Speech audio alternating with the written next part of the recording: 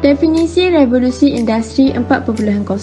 Klaus Schwab merupakan seorang pengasas Forum Ekonomi Dunia memetik dari bukunya The Fourth Industrial Revolution menjelaskan bahawa revolusi industri keempat dikenali dengan munculnya perkembangan teknologi yang lebih maju untuk mengatasi kelemahan manusia melalui 5 penghasilan. Yang pertama ialah superkomputer, merupakan komputer yang mempunyai seni bina sumber dan komponen untuk mencapai kuasa pengkomputeran yang besar.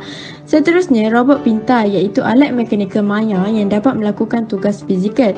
Seterusnya, kenderaan tanpa pengemudi ataupun dikenali sebagai auto drive. Seterusnya, suntingan genetik, contohnya GMO, Genetically Modified Organism, iaitu pengubahan genetik sesuatu organism kepada bentuk baru, contohnya buah-buahan yang tiada biji. Akhir sekali ialah perkembangan neuroteknologi yang membolehkan kita memahami fungsi otak, kecerdasan dan sebagainya. Prinsip reka bentuk. Prinsip reka bentuk yang pertama ialah kerentanan. Kerentanan ialah kemampuan mesin, peranti, sensor dan manusia untuk berkomunikasi antara satu sama lain melalui media internet. Seterusnya, ketulusan maklumat. Kemampuan sistem maklumat untuk membuat salinan maya dari dunia fizikal dengan memperkayakan model kilang digital dengan data sensor. Yang ketiga, bantuan teknikal. Bantuan teknikal terbahagi kepada dua bahagian. Yang pertama ialah kemampuan sistem untuk membantu orang mengumpulkan data dan membuat visualisasi untuk membuat keputusan. Yang kedua, kemampuan sistem fizikal cyber untuk membantu manusia melakukan pelbagai tugas berat atau tidak selamat. Yang terakhir, keputusan bebas. Keupayaan sistem cyber fizikal untuk membuat keputusan dan melaksanakan tugas dengan sebebas mungkin. Perbandingan antara IR 1.0, 2.0, 3.0 dan 4.0. IR 1.0 industri mekanik penggunaan mesin warp dalam industri. IR 2.0 penggunaan mesin produksi masa tenaga listrik BBM. IR 3.0 penggunaan teknologi informasi dan automasi berbasis komputer dan robot. IR 4.0 sistem maya, Internet of Things. Revolusi perindustrian 1.0 ditandai dengan penciptaan enjin steam oleh James Watt pada tahun 1776 di England.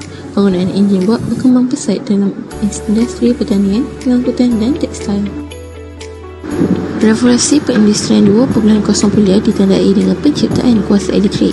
Revolusi ini berlaku dengan penciptaan talian pengeluaran atau talian pemasangan yang menggunakan tali pinggang hantar atau conveyor belt pada tahun 1913. Manakala bagi revolusi industri 3.0, revolusi ini ditandai dengan adanya mesin yang bergerak dan berfikir secara otomatis dengan komputer dan robot.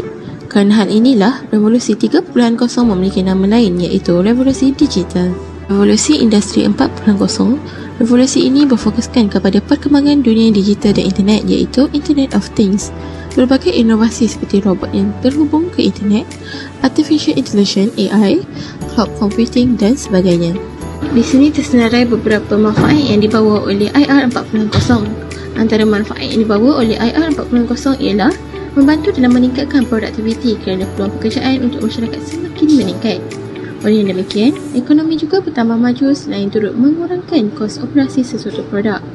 Seterusnya, IR 4.0 juga mampu meningkatkan hasil pendapatan pekerja kerana kos operasi yang semakin berkurang. Selain daripada itu, IR 4.0 juga dapat meningkatkan kapasiti inovasi dan keupayaan. Hal ini bagi menggalakkan masyarakat untuk membuat inovasi bagi meningkatkan produktiviti pekerjaan mereka. Bilangan pekerja berkemahiran juga makin bertambah seiringan dengan pengkhususan pekerjaan.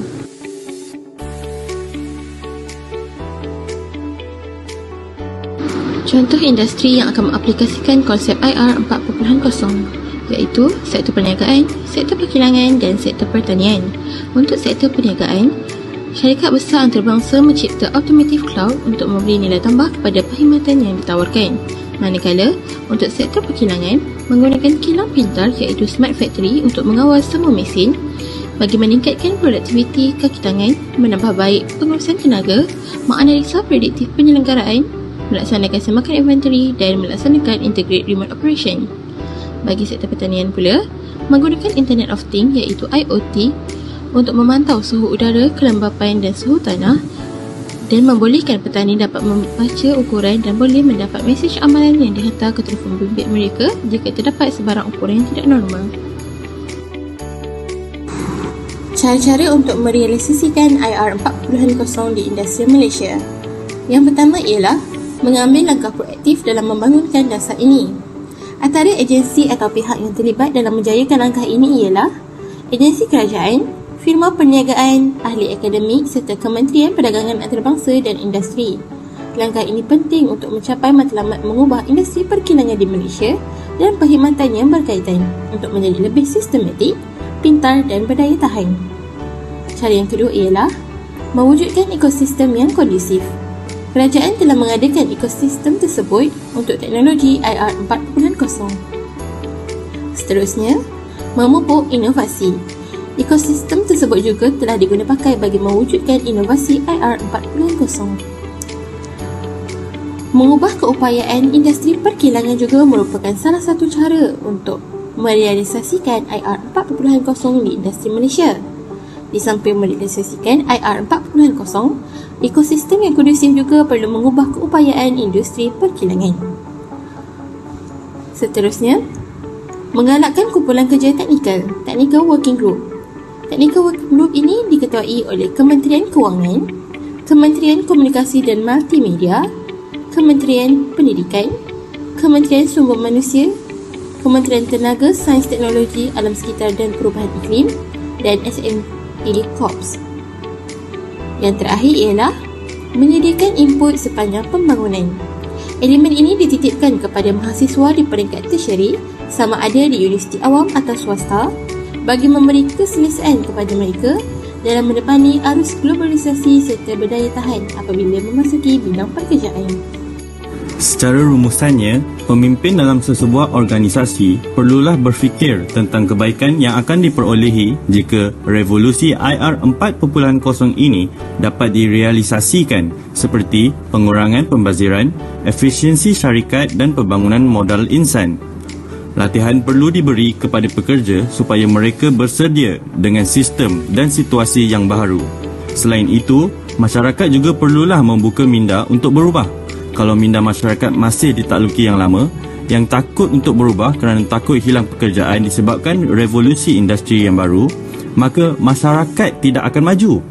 Kata kunci yang penting untuk revolusi industri ini ialah perubahan dalam taburan pekerjaan daripada berkemahiran rendah kepada berkemahiran tinggi. Oleh itu, masyarakat perlulah mempersiapkan diri mereka dan anak-anak mereka dengan pendidikan dan skil yang berkemahiran tinggi.